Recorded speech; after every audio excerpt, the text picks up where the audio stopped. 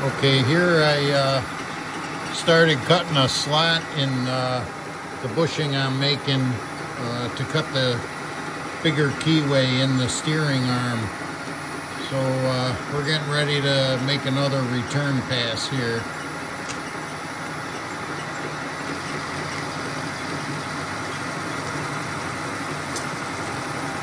You gotta just keep the chips clear as you start getting deeper and deeper into this slot here. You hate to have to cut the chips twice because it just dulls the cutter.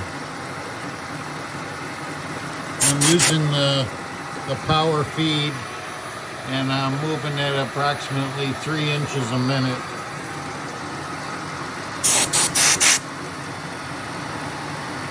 Well, it's just going to take a little time. I don't like cutting slots like this, and what I did was I left this end mill diameter is 355, and the finish width I need on the slot is 382. So I've left approximately 13.5 thousandths on each side. So what I'll do is, once I get the slot cut to depth, then I'll just climb cut the 13.5 thousandths to achieve the 382 width. Well, here's the way the bushing came out for broaching the new keyway. It fits in, slides in there really good, and I wound up taking 5 thousandths at a time off of each side and taking measurements, making sure that I wasn't going too far, because I really wanted to have a good fit in this, and I'm real happy with it right now. I got a little bit of filing and deburring to do, but next step is now to get that in the steering arm and then over to the press, and we'll get the keyway opened up.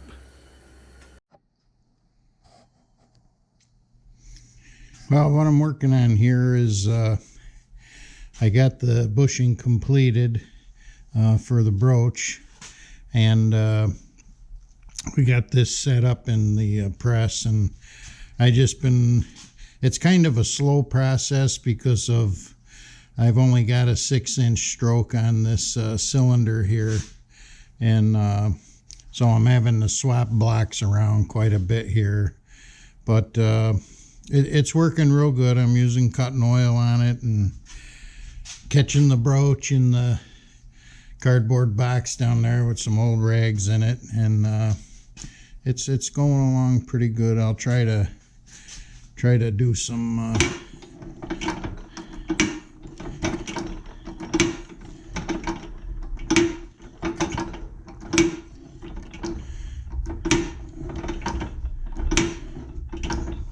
kind of a slow way. There we go. So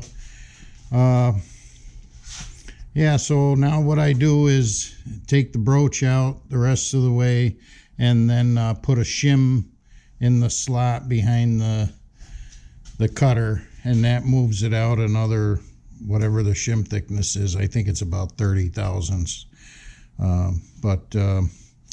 Yeah, so that's what I'm doing to get a 5/16 keyway in the steering arm, and I think this is going to work out nice. The next step after this will be to redo the key in the spindle, the wheel spindle, and we'll get a new larger Woodruff key in it.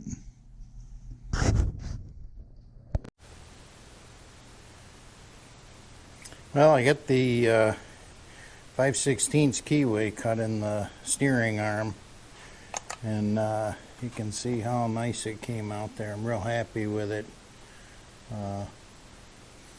It's 1/875 deep, well, a little under that. And then there's the bushing that I made that used to guide the broach through. Let's see, what else do I want to mention about it. I did wind up using the 3 shims for the broach, you know, to shim the cutter out each pass. So it took 3 shims, and they're 50 thousandths thick. So yeah, so I'm real happy with how the broach job came out. Nice new keyway there, and there won't be any play in it now. So now the next step is to recut the key. It's originally a 250 key in the spindle, and I'm gonna make it into a 5/16 key. So that'll be the next step.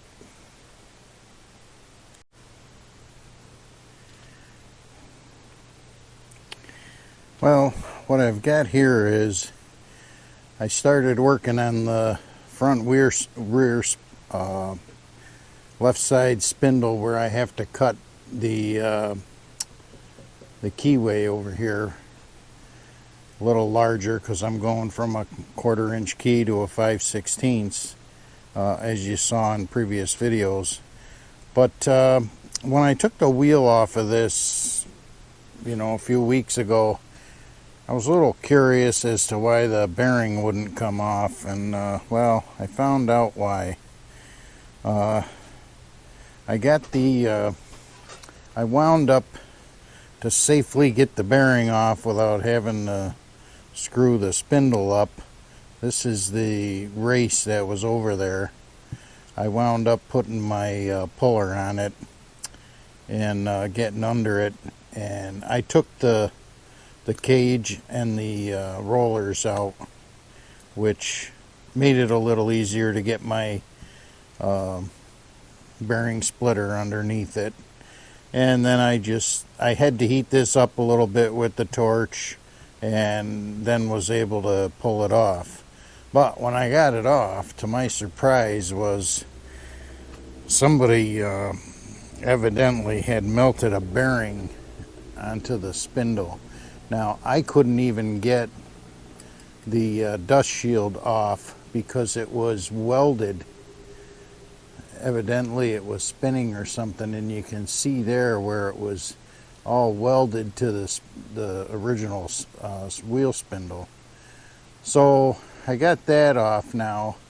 I'm in the process of, I got to get the felt off next. That should come off fairly easy, knock on wood. And then I'll get this all washed up and cleaned up, and I'll have to take some measurements and see where I'm at. Let me get my flashlight here, and you can see in a little more detail how I don't know, it almost looks like, I don't know if the race spun on there and they cut it to get it off or what they did, but man, I've never seen one gouged up like that. It's going to take a little bit to get her all cleaned up, and I got to make sure that that shoulder is perpendicular to the center line of the spindle. So I think we got quite a bit of work to do on this, not just to get the new larger keyway cut in, but to get this spindle cleaned up. But that's I know I've mentioned it before in previous videos. You know, when you buy this tractor's a 1940, so in essence it's let's see, it'd be 86 years old. You know, you never know what's been done to it through the years, and I'll be honest with you, my first thought when I got this apart was, boy, I wish I could find another spindle, but I'm finding that these international wide front ends for the H's, and I believe they were on the M's also, they're hard to get parts for, and when you find the parts like on eBay or something, they look as whipped as the ones you got. So we'll see what I can do here and get this all cleaned up and see how bad it is. And you know, I can always set this up in the mill and put a tool in a boring head and come down and reface this shoulder. So we'll have to see how it goes. But yeah, I thought I'd just update you on how I'm making out with the continuation of updating the key in the spindle shaft here. Okay, well, I got all the felt and everything taken out of this, and then there's the shield on there, and that shield, believe it or not, was actually like welded to the spindle. I don't know what happened, but what I wound up doing was I took a small Dremel tool with a cutoff wheel like this right here, real small diameter, very, very thin, and went in and cut the shield and made sure I stayed away from the diameter that the shield slips onto, and was able to split this. And then I used a hammer and a chisel to get that off. But yeah, so that was really, let me get the flashlight here and we can get a better look at so I think I've got everything off this spindle now. I'm not sure. It looks like there's a spacer in there that somebody put on, but anyway, yeah. So we'll get this all cleaned up and see where I'm at. I don't understand this little. Let's see if I can hold the camera and the light at the same time. It looks like another little ring or something. I don't remember that on my other 49H, but we'll have to get this cleaned up and take a look at it and see what's what. And I am a little disappointed in how this shoulder is all goobered up, boy. Somebody really, I mean, these tractors are not going down the highway at 55, so I find it hard to believe that there could be enough heat generated to melt that like that, but evidently it did. So I'll get this all cleaned up and then see where we're at and see how I can true that shoulder up. Either way, it needs to be cleaned up. I'm not putting it back together like this here. It's just really unbelievable. But it was fun to take apart. Everything had to be cut off and pried off and heated up and use the puller. So well, I thought I'd do a little update here on the spindle, which originally I thought I was just going to be cutting or enlarging the keyway here, but it's turned into a little bit more work. The first thing is this area of the spindle is wore quite a bit. And I think it was due to the fact that this tractor for a lot of years had a loader on it, and loaders are really tough on these old letter series tractors. They weren't really designed to carry that extra load, and with this steering arm on there working loose all the time, I think that helped to wear this out. And I'm going to go from memory, but I think the diameter of this was 1.356. So you can see this diameter here is measuring 1.3455. So it's wore quite a bit, and going to have to figure out how I'm going to make sure that tightens up on there with there's a 1/2 inch bolt that goes through here and pinches the steering arm on there. So we're going to have to make sure that still grips that tight enough. And then on this end here, I got this all cleaned up now, and you can see it a lot better, but you can see where, okay, this is the shoulder the bearing race has to come down to, and this is all like spun and mashed up. It's actually like it's peeled over and laid up there. So I got a couple of options I'm going to do on this. My boring head that I have for my Bridgeport doesn't have, it's not a facing head, so I can't come in with a boring tool and face in and create this shelf here again. And so I've got kind of an idea.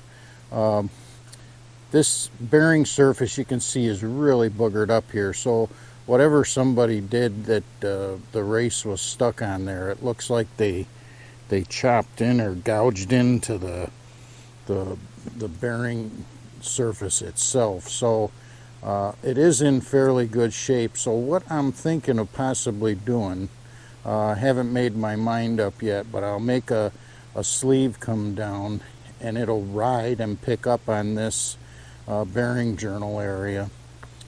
And then I'll have a carbide insert in that bottom of the tool that'll be perpendicular to the center line of the shaft, and then I'll come down at a really low RPM in the mill, and I'll have the tool in the mill, and I'll just come down and kiss this and try to get that surface flat again.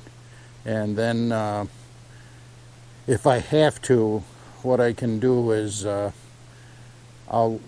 measure the spindle on the right side, and I'll get a height dimension here, and I can make a thin shim to put under there.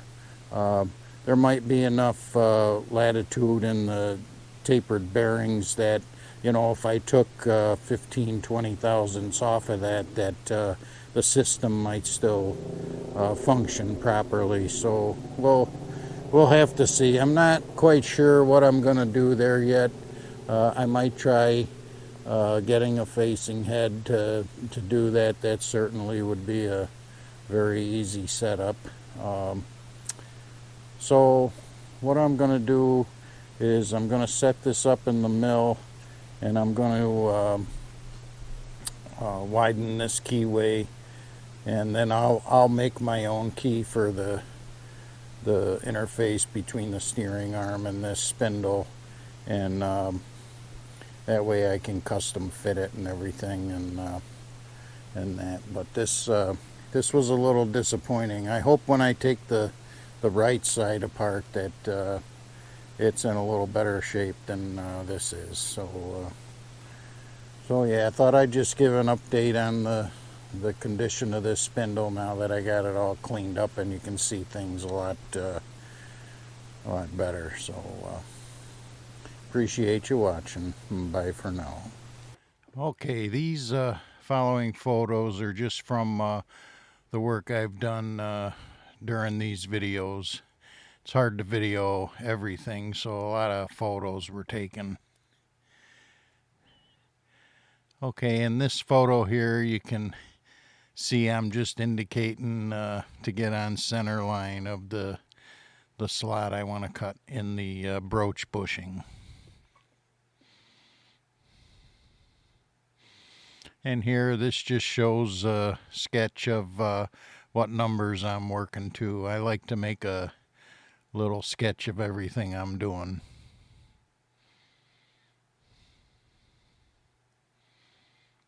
And here you can see I started milling the slot, going down. I believe I went down 25, 30 thousandths a pass.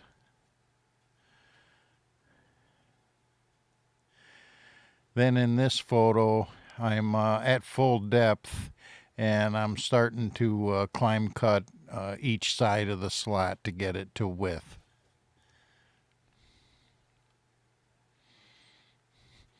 And here you can see in this photo, I got the broach sitting in the bushing, making sure the fit is proper.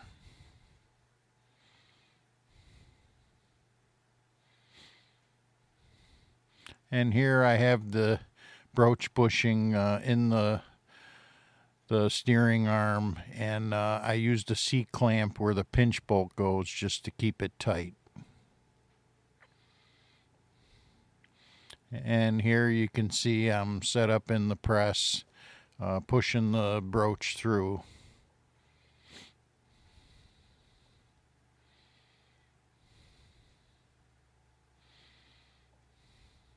This is another shot of the broach almost through.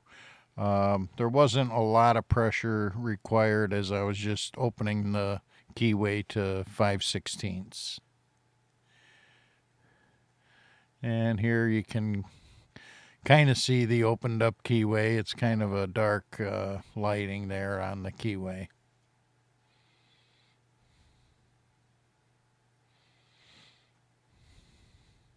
And here I started work on the spindle bearing that was locked onto the spindle, and I had to actually take the bearing apart to get it off. Here you can see how prior usage somebody welded the bearing race to the spindle and cut it off. They really mutilated it pretty good. I wound up having to slice the seals and shields off, the grease shields off the spindle. And here you can see after I cleaned it up how boogered up everything was. Really, really in poor shape.